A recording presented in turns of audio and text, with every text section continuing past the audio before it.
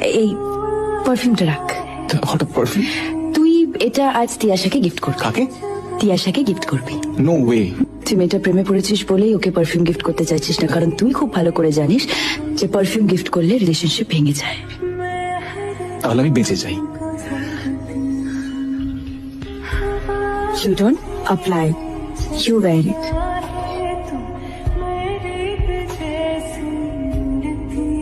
তোর anniversary gift happy? না, wish করিস না, কাল ছিল।